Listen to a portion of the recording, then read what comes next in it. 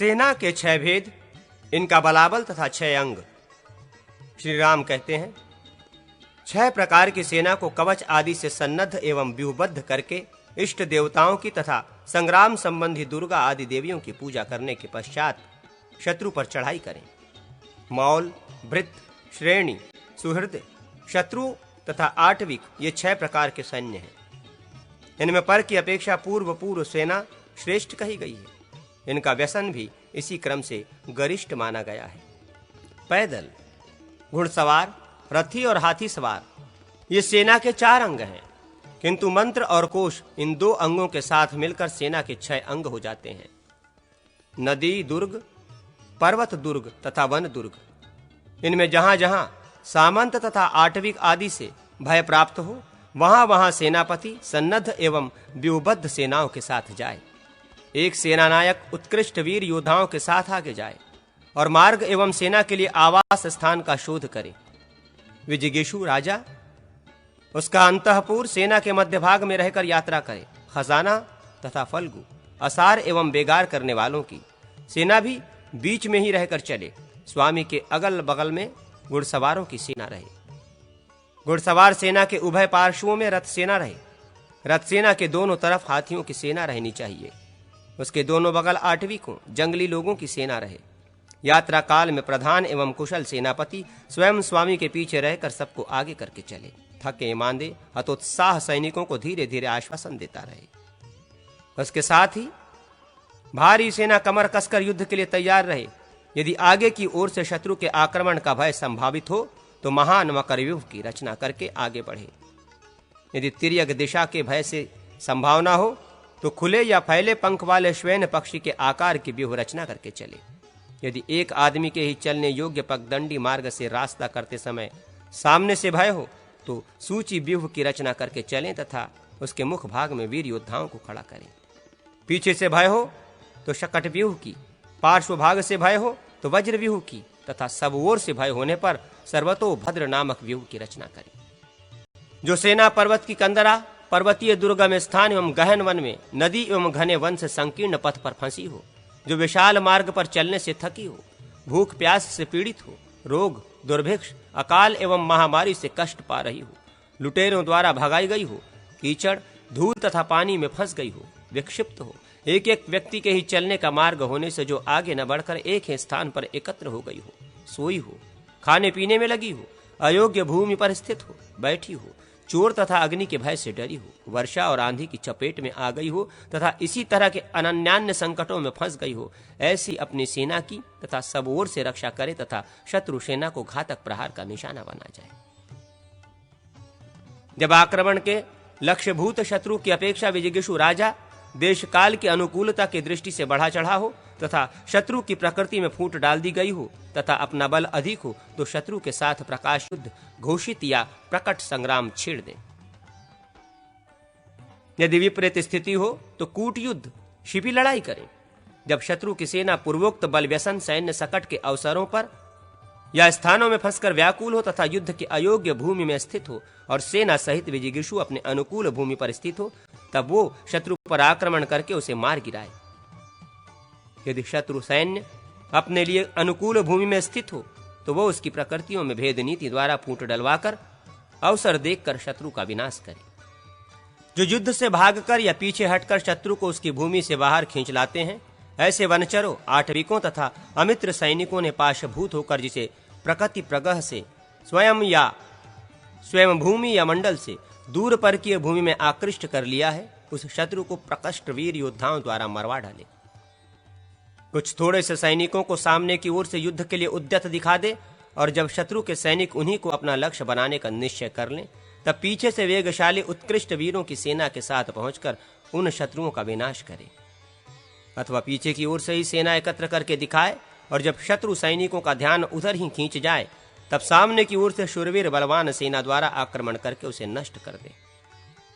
सामने तथा पीछे की ओर से किए जाने वाले इस 2 आक्रमणों द्वारा अगल बगल से किए जाने वाले आक्रमणों की भी व्याख्या हो गई, अर्थात बाईं ओर कुछ सेना दिखाकर दाहिनी ओर से और दाहिनी ओर सेना दिखाकर बाईं ओर से गुप्त रूप से आक्रमण करें। कूट युद्ध में ऐसा ही करना चाहिए। पहले दूष्य बल अमित्र बल तथा आटविक बल, इन सब के साथ शत्रु सेना को लड़ाकर थका दें। जब शत्रुबल श्रांत, मंद, हतोत्साह और निराक्रंद, मित्र रहित एवं निराश हो जाए और अपनी सेना के वाहन थके न हो, उस दशा में आक्रमण करके शत्रुवर्ग को मार गिराए अथवा दूष्य एवं अमित्र सेना को युद्ध से पीछे हटने या भागने का आदेश दे दे। और जब शत्रुओं को यह विश्वास हो जाए कि मेरी जीत हो गई, अतः वो ढीला पड़ जाए, तब मंत्र बल का आश्रय ले प्रयत्न पूर्वक आक्रमण करके उसे मार डाले। स्कंदावार, सेना के पड़ाव, पुर, ग्राम, सस्य समूह तथा गव्वों के वज्र, गोष्ठ, इन सब को लूटने का लोभ शत्रु सैनिकों के मन में उत्पन्न करा दें, और जब उनका ध्यान बढ़ जाए तब स्वयं सावधान रहकर उन सब का संहार कर डाले। अथवा शत्रु राजा की गायों का अपहरण करके उन्हें दूसरी ओर गायों को छुड़ाने वालों की ओर खींचे, और जब शत्रु सेना उस लक्ष्य की ओर बढ़े तब उस मार्ग में ही रोक कर मार डाले उन्हें। अथवा अपने ही ऊपर आक्रमण के भय से रात भर जागने के श्रम में दिन में सोई हुई शत्रु सेना के सैनिक जब नींद से व्याकुल हो, उस समय उन पर धावा बोलकर मार डाले। अथवा रात में ही निश्चिंत सोए हुए सैनिकों को तलवार हाथ में लिए हुए पुरुषों द्वारा मरवा दे। जब सेना कूच कर चुकी हो तथा शत्रु ने मार्ग में ही घेरा डाल दिया हो, तो उसके उस घेरे तथा अवरोध को नष्ट करने के लिए हाथियों को ही आगे आगे ले चलना चाहिए। वन दुर्ग में जहां घोड़े भी प्रवेश न कर सके, वहां हाथियों की ही सहायता से सेना का प्रवेश होता हो। वे आगे के वृक्ष आदि को तोड़कर सैनिकों के प्रवेश के लिए मार्ग बना देते हैं। जहां सैनिकों की पंक्ति ठोस हो, वहां उसे तोड़ देना हाथियों का ही काम है, तथा जहां व्यूह टूटने से सैनिक पंक्ति में दरार पड़ गई हो, वहां हाथियों के खड़े होने से छिद्र या दरार बंद हो जाती है। शत्रुओं में भय उत्पन्न कराना, शत्रु के दुर्ग के द्वार को माथे की टक्कर देकर तोड़ गिराना, खजाने को सेना के साथ ले चलना तथा किसी उपस्थित भय से सेना की रक्षा करना, ये सब हाथियों द्वारा सिद्ध होने वाले कर्म हैं। अभिन्न सेना का भेदन और भिन्न सेना का संधान, ये दोनों कार्य गज सेना की ही भांति रथ सेना के द्वारा भी साध्य है। वन में कहाँ उपद्रव है कहाँ नहीं, इसका पता लगाना, दिशाओं का शोध करना, दिशा का ठीक ज्ञान रखते हुए सेना को यथार्थ दिशा की ओर ले चलना तथा मार्ग का पता लगाना, ये अश्व सेना का कार्य है। अपने पक्ष के विविध और आसार की रक्षा, भागते हुए शत्रु सेना का शीघ्रतापूर्वक पीछा करना, संकट काल में शीघ्रतापूर्वक भाग निकलना, जल्दी से कार्य सिद्ध करना, अपनी सेना की जहां दयनीय दशा हो वहां उसके पास पहुंचकर सहायता करना, शत्रु सेना के अग्रभाग पर आघात करना और तत्काल ही घूमकर उसके पिछले भाग पर भी प्रहार करना, ये अश्व सेना के कार्य हैं। सर्वदा शस्त्र धारण किए रहना तथा शत्रुओं को पहुंचाना, ये पैदल सेना के कार्य हैं। सेना की छावनी डालने के योग्य स्थान पर तथा मार्ग आदि की खोज करना विष्टि, बेगार करने वाले लोगों का काम है। जहां मोटे मोटे ठूंठ, बांबियां, वृक्ष और झाड़ियां हो, जहां कांटेदार वृक्ष न हो किंतु भाग निकलने के लिए मार्ग हो तथा जो अधिक ऊंची नीची न हो, ऐसी भूमि पैदल सेना के संचार योग्य बताई गई है। जहां वृक्ष और प्रस्तरखंड बहुत कम हो, जहां की दरारें शीघ्र लांघने योग्य हो, जो भूमि मुलायम न होकर सख्त हो, जहां कंकड़ और कीचड़ न हो तथा जहां से निकलने के लिए मार्ग हो, वो भूमि अश्व संचार के योग्य होती है। जहां ठूंठ वृक्ष और खेत न हो, जहां पंख का सर्वथा अभाव हो, ऐसी भूमि रथ संचार के योग्य मानी गई है। जहां पैरों से रौंद डालने योग्य वृक्ष और काट देने योग्य लताएं हो, कीचड़ न हो, गर्त या दरार न हो, जहां के पर्वत हाथियों के लिए गम्य हो, ऐसी भूमि ऊंची नीची होने पर भी गज सेना के योग्य कही गई है। जो सैन्य, अश्व आदि सेनाओं में भेद, दरार या छिद्र पड़ जाने पर उन्हें ग्रहण करता, सहायता द्वारा अनुग्रहित बनाता है, उसे प्रतिग्रह कहा गया है। उसे अवश्य संगठित करना चाहिए, क्योंकि वो भार को वहन या सहन करने में समर्थ होता है। प्रतिग्रह से शून्य व्यूह भिन्न सा दिखता है। विजय की इच्छा रखने वाला बुद्धिमान राजा प्रतिग्रह सेना के बिना युद्ध न करे। जहां राजा रहे वहीं कोष रहना चाहिए, क्योंकि राजत्व कोष के ही अधीन होता है। विजयी योद्धाओं को उसी से पुरस्कार देना चाहिए। भला ऐसा कौन है जो दाता के हित के लिए युद्ध न करेगा? शत्रु पक्ष के राजा का वध करने पर योद्धाओं को 1,00,000 मुद्राएं पुरस्कार में देनी चाहिए। राजकुमार का वध होने पर इससे आधा पुरस्कार देने की व्यवस्था रहनी चाहिए। सेनापति के मारे जाने पर भी उतना ही पुरस्कार देना उचित है। हाथी तथा रथ आदि का नाश करने पर भी उचित पुरस्कार देना आवश्यक है। पैदल, घुड़सवार, रथी और हाथी सवार, ये सब सैनिक इसी तरह से अर्थात एक दूसरे से इतना अंतर रखकर युद्ध करें जिससे उनके व्यायाम, अंगों के फैलाव तथा विनिवर्तन विश्राम के लिए पीछे हटने से किसी तरह की बाधा या रुकावट न हो। समस्त योद्धा पृथक पृथक रहकर युद्ध करें। गोलमेल होकर जूझना संकुलावह, घमासान और रोमांचककारी होता है। यदि महासंकुल घमासान युद्ध छिड़ जाए तो पैदल आदि असहाय सैनिक बड़े बड़े हाथियों का आश्रय ले। एक एक घुड़सवार योद्धा के सामने 3-3 पैदल पुरुषों को प्रति योद्धा अर्थात अग्रगामी योद्धा बनाकर खड़ा करे। इस रीति से 5-5 अश्व एक एक हाथी के अग्रभाग में प्रति योद्धा बनाए। इनके सिवा हाथी के पाद रक्षक भी उतने ही हो, अर्थात 5 अश्व और 15 पैदल। प्रति योद्धा तो हाथी के आगे रहते हैं और पाद रक्षक हाथी के चरणों के निकट खड़े होते हैं। ये एक हाथी के लिए व्यूह विधान कहा गया है। ऐसा ही विधान रथ व्यूह के लिए भी समझना चाहिए। एक गज व्यूह के लिए जो विधि कही गई है उसी के अनुसार 9 हाथियों का व्यूह बनाए, उसे अनिक जानना चाहिए। इस प्रकार एक अनिक में 45 अश्व तथा 135 पैदल सैनिक प्रति योद्धा होते हैं और इतने ही अश्व तथा पैदल पाद रक्षक हुआ करते हैं। एक अनिक से दूसरे अनिक की दूरी 5 धनुष बताई गई है। इस प्रकार अनिक विभाग के द्वारा व्यूह संपत्ति स्थापित करें। व्यूह के मुख्यतः 5 अंग हैं: उरस्य, कक्ष, पक्ष। इन तीनों को एक समान बताया जाता है, अर्थात मध्य भाग में पूर्वोक्त रीति से 9 हाथियों द्वारा कल्पित एक अनिक सेना को उरस्य कहा गया है। उसके दोनों पार्श्व भागों में एक एक अनिक की दो सेनाएं कक्ष कहलाती हैं। कक्ष के बाह्य भाग में दोनों ओर जो एक एक अनिक की 2 सेनाएं हैं विपक्ष कही जाती हैं। इस प्रकार इस 5 अनिक सेना के व्यूह में 45 हाथी, 225 अश्व, 675 पैदल सैनिक प्रति योद्धा और इतने ही पाद रक्षक होते हैं। इसी तरह उरस्य, कक्ष, पक्ष, मध्य, पृष्ठ, प्रतिग्रह तथा कोटि, इन 7 अंगों को लेकर व्यूह शास्त्र के विद्वानों ने व्यूह को 7 अंगों से युक्त कहा है।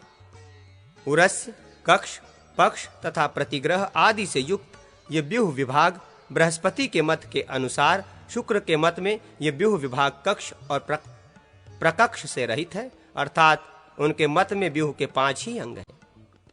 सेनापतिगण उत्कृष्ट वीर योद्धाओं से घिरे रहकर युद्ध के मैदान में खड़े हों। वे अभिन्न भाव से संगठित रहकर युद्ध करें और एक दूसरे की रक्षा करते रहें। सारहीन सेना को व्यूह के मध्य भाग में स्थापित करना चाहिए। युद्ध संबंधी यंत्र, आयुध और औषध आदि उपकरणों को सेना के पृष्ठ भाग में रखना उचित है। युद्ध का प्राण है नायक, राजा या विजिगीषु। नायक के न रहने पर या मारे जाने पर युद्धरत सेना मारी जाती है। हृदय स्थान मध्य भाग में प्रचंड हाथियों को खड़ा करें। कक्ष स्थानों में रथ तथा पक्ष स्थानों में घोड़े स्थापित करें। यह मध्य भेदी व्यूह कहा गया है। मध्य देश वक्षा स्थान में घोड़ों की, कक्ष भागों में रथों की तथा दोनों पक्षों के स्थान में हाथियों की सेना खड़ी करें। ये अंतःभेदी युद्ध बताया गया है। रथ की जगह अर्थात कक्षों में घोड़े दे दें तथा घोड़ों की जगह मध्य देश में पैदलों को खड़ा कर दें। ये अन्य प्रकार का अंतःभेदी व्यूह है। रथ के अभाव में व्यूह के भीतर सर्वत्र हाथियों की ही नियुक्ति करें। ये व्यामिश्र या गोलमेल युद्ध के लिए उपयुक्त नीति है। रथ, पैदल, अश्व और हाथी इन सब का विभाग करके व्यूह में नियोजन करें। सेना का बाहुल्य हो तो वो व्यूह आवाप कहलाता है। मंडल, असनहत, भोग और दंड ये 4 प्रकार के व्यूह प्रकृति व्यूह कहलाते हैं। पृथ्वी पर रखे हुए डंडे की भांति बाएं से दाएं या दाएं से बाएं तक लंबी जो व्यूह रचना की जाती है उसका नाम दंड है। भोग, सर्प शरीर के समान यदि सेना की मोर्चेबंदी की गई हो तो वो भोग नामक व्यूह है। इसमें सैनिकों का अनवावर्तन होता है। गोलाकार खड़ी हुई सेना जिसका सबोर मुख हो अर्थात जो सबोर प्रहार कर सके मंडल नामक व्यूह से बद्ध कही गई है। जिसमें अनीकों को बहुत दूर दूर खड़ा किया गया हो वो असनहत नामक व्यूह है। दंड व्यूह के 17 भेद हैं: प्रदर, दृढ़क, असह्य, चाप, चापकुक्षी, प्रतिष्ठ, सुप्रतिष्ठ, श्येन, विजय, संजय, विशाल विजय, सूची, स्थूनाकर्ण, चमुमुख, झषास्य, वलय तथा सुदुजर्य। जिसके पक्ष, कक्ष तथा उरस्य तीनों स्थानों के सैनिक सम स्थितियों में हो वो तो दंड प्रकृति है। परंतु यदि कक्ष भाग के सैनिक कुछ आगे की ओर निकले हुए हों और शेष 2 स्थानों के सैनिक भीतर की ओर दबे हों तो वो व्यूह शत्रु का विदारण करने के कारण प्रदर कहलाता है। यदि पूर्वोक्त दंड के कक्ष और पक्ष दोनों भीतर की ओर प्रविष्ट हों और केवल उरस्य भाग ही बाहर की ओर निकला हो तो वो दृढ़क कहा गया है। यदि दंड के दोनों पक्ष मात्र ही निकले हों तो उसका नाम असह्य होता है। प्रदर, दृढ़क और असह्य को क्रमशः विपरीत स्थिति में कर दिया जाए, अर्थात उनमें जिस भाग को अतिक्रांत निर्गत किया गया हो उसे प्रतिक्रांत अंतः प्रविष्ट कर दिया जाए तो तीन व्यूह अन्य चाप, चापकुक्षी तथा प्रतिष्ठ नामक हो जाते हैं। यदि दोनों पंख निकले हों तथा उरस्य भीतर की ओर प्रविष्ट हो तो सुप्रतिष्ठित नामक व्यूह होता है। इसी को विपरीत स्थिति में कर देने पर श्येन व्यूह बन जाता है। आगे बताए जाने वाले स्थूनाकर्ण ही जिस खड़े टंडे के आकार वाले दंड व्यूह के दोनों पक्ष हों उसका नाम विजय है। ये 3.5 व्यूहों का संघ है। इसमें 17 अनिक सेनाएं उपयोग में आती है। 2 चाप व्यूह ही जिसके दोनों पक्ष हों वो 2.5 व्यूहों का संघ एवं 13 अनिक सेना से युक्त व्यूह संजय कहलाता है। एक के ऊपर एक के क्रम से स्थापित 2 स्थूनाकर्णों को विशाल विजय कहते हैं। ऊपर स्थापित पक्ष, कक्ष आदि से के क्रम से जो दंड ऊर्ध्वगामी सीधा खड़ा होता है वैसे लक्षण वाले व्यूह का नाम सूची है। जिसके दोनों पक्ष द्विगुणित हो उस दंड व्यूह को स्थूनाकर्ण कहा गया है। जिसके 3 पक्ष निकले हों वो चतुर्गुण पक्ष वाला 11 अनिक से युक्त व्यूह चमुमुख नाम वाला है। इसके विपरीत लक्षण वाला अर्थात जिसके 3 पक्ष प्रतिक्रांत भीतर की ओर प्रकृष्ट हो वो व्यूह झकाश्य नामक कहलाता है। इसमें भी 11 अनिक सेनाएं नियुक्त होती हैं। 2 दंड व्यूह मिलकर 10 अनिक सेनाओं का एक वलय नामक व्यूह बनाते हैं। 4 दंड व्यूहों के मेल से 20 अनिकों का एक दुर्जय नामक व्यूह बनता है। इस प्रकार क्रमशः इनके लक्षण कहे गए हैं। गोमूत्रिका, अहिंसंचारी, शकट तथा परिपंततिक ये भोग के 5 भेद कहे गए हैं। मार्ग में चलते समय गाय के मूत्र करने से जो रेखा बनती है उसकी आकृति में सेना को खड़ी करना गोमूत्री का व्यूह है। सर्प के संचरण स्थान की रेखा जैसी आकृति वाला व्यूह अहिसंचारी कहा गया है। जिसके कक्ष और पक्ष दोनों आगे पीछे के क्रम से दंड व्यूह की भांति ही स्थित हो किंतु उरस्य की संख्या दुगनी हो वो शकट व्यूह है। इसके विपरीत स्थिति में स्थित व्यूह मकर कहलाता है। इन दोनों व्यूहों में से किसी के भी मध्य भाग में हाथी और घोड़े आदि आवाप मिला दिए जाएं तो वो परिपंतितिक नामक व्यूह होता है। मंडल व्यूह के 2 ही भेद हैं, सर्वतोभद्र तथा दुर्जय। जिस मंडलाकार व्यूह का सब ओर मुख हो उसे सर्वतोभद्र कहा गया है। इसमें 5 अनिक सेना होती है। इसी में आवश्यकतावश उरस्य तथा दोनों कक्षों में एक एक अनिक बढ़ा देने पर 8 अनिक का दुर्जय नामक व्यूह बन जाता है। अद्रचंद्र, उद्दान तथा वज्र ये असंहत के भेद हैं। इसी तरह कर्टकशृंगी, काकपादी और गोधिका भी असंहत के भी भेद हैं। अर्धचंद्र तथा कर्टकशृंगी ये 3 अनिकों के व्यूह हैं। उद्दान और काकपादी ये 4 अनिक सेनाओं से बनने वाले व्यूह हैं तथा ब्रज एवं गोधिका ये 2 व्यूह 5 अनिक सेनाओं के संगठन से सिद्ध होते हैं। अनिक की दृष्टि से 3 ही भेद होने पर भी आकृति में भेद होने के कारण ये 6 बताए गए हैं। दंड से संबंध रखने वाले 17, मंडल के 2, असंहत के 6 और भोग के समरांगण में 5 भेद कहे गए हैं। पक्ष आदि अंगों में से किसी एक अंग की सेना द्वारा शत्रु के व्यूह का भेदन करके शेष अनिकों द्वारा उसे घेर लें अथवा उरस्यगत अनिक से शत्रु के व्यूह पर आघात करके दोनों कोटियों प्रपक्षों द्वारा घेरें। शत्रु सेना की दोनों कोटियों प्रपक्षों पर अपने व्यूह के पक्षों द्वारा आक्रमण करके शत्रु के जघन पौरस्य भाग को अपने प्रतिग्रह तथा दोनों कोटियों द्वारा नष्ट करें।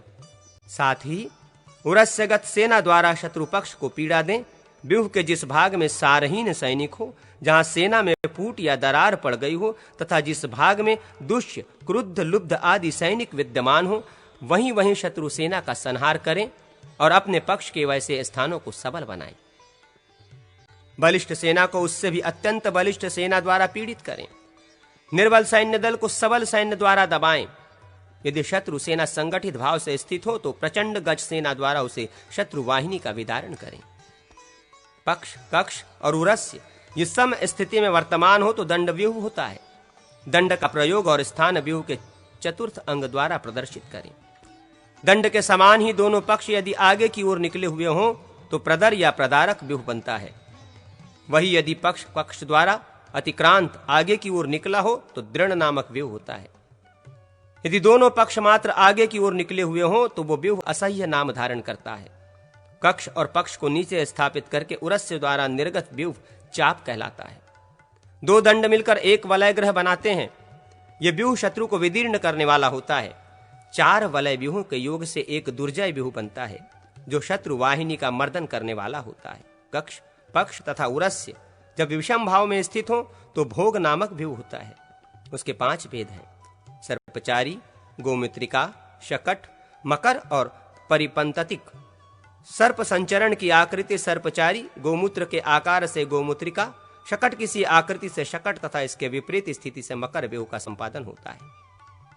ये भेदों सहित भोग व्यूह संपूर्ण शत्रुओं का मर्दन करने वाला है। चक्र व्यूह तथा पद्म व्यूह आदि मंडल के भेद प्रमेद हैं। इसी प्रकार सर्वतोभद्र, वज्र, अक्षवर, काक, अर्धचंद्र, श्रृंगार और अचल आदि व्यूह भी हैं। इनके आकृति के ही अनुसार ये नाम रखे गए हैं। अपनी मौज के अनुसार व्यूह बनाने चाहिए। व्यूह शत्रु सेना की प्रगति को रोकने वाले होते हैं। अग्निदेव कहते हैं, ब्रह्मन, श्री राम ने रावण का वध करके अयोध्या का राज्य प्राप्त किया। श्री राम की बताई हुई उक्त नीति से ही पूर्व काल में लक्ष्मण ने इंद्रजीत का वध किया था।